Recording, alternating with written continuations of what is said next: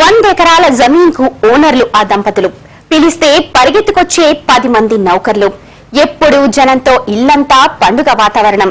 అదంతా ఒక్కపటి మాట. ప్రస్తుతం అవన్నీ వారి నుంచి దూరమయ్యాయి.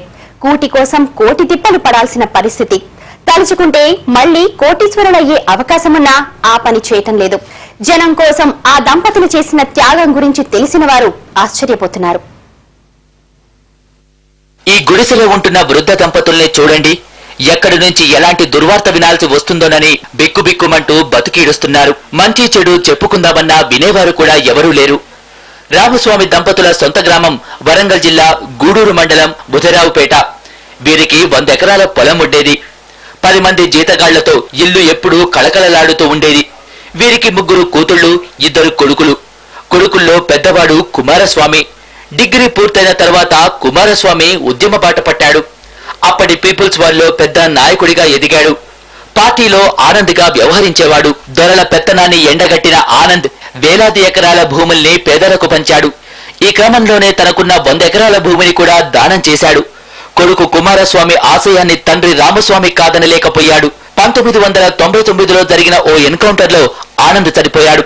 ఆనంద్ చెల్లెలు మంజుల కూడా అన్నబాటలోనే నడుస్తోంది.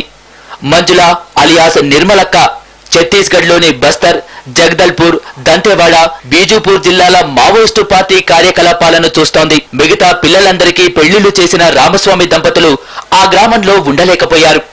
ఆనంద్ నిర్మలక్కల ఆచూకీ చెప్పాలంటూ పోలీసుల వేధింపులు ఎక్కువయ్యాయి. దీంతో బంధువులు కూడా దూరమయ్యారు. ఎవరూ పనిచ్చేవారు కాదు. చివరికి ఖమ్మం పట్టణానికి చేరుకున్నారు. బైపాస్ రోడ్డు సమీపంలోని రమణగుట్ట ప్రాంతంలో ఓ చిన్న గుడిసేసుకుని జీవిస్తున్నారు. మొదట్లో 2 భవన నిర్మాణాల దగ్గర పనులకు వెళ్లేవారు.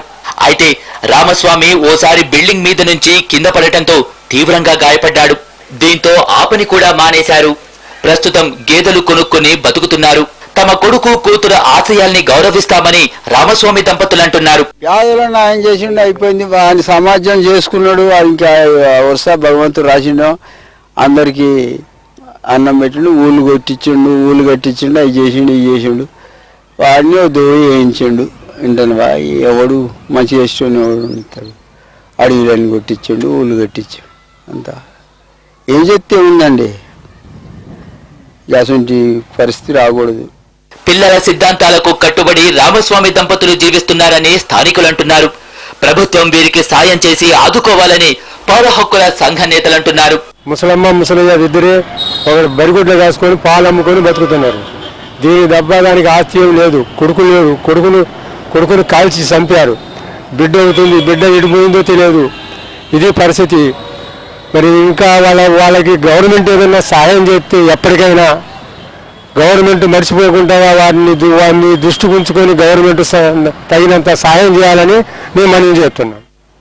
ఎన్కౌంటర్లో చనిపోయిన బాధితుల కుటుంబాలకు ప్రభుత్వం ఆ సంబంధించిన తల్లిదండ్రులు కానీ లేకపోతే ఆ సంబంధించిన బంధువులు కానీ వాళ్ళ మీద ఎలాంటి హాని తలపెట్టకుండా వాళ్ళకి అవకాశం ఉంటే సహాయం చేయాల్సింది పోయి ఇవాళ హాని తలపెట్టే చర్యలు చేస్తున్నారు. అటువంటి దాన్ని మేము తీవ్రంగా ఖండిస్తున్నాం.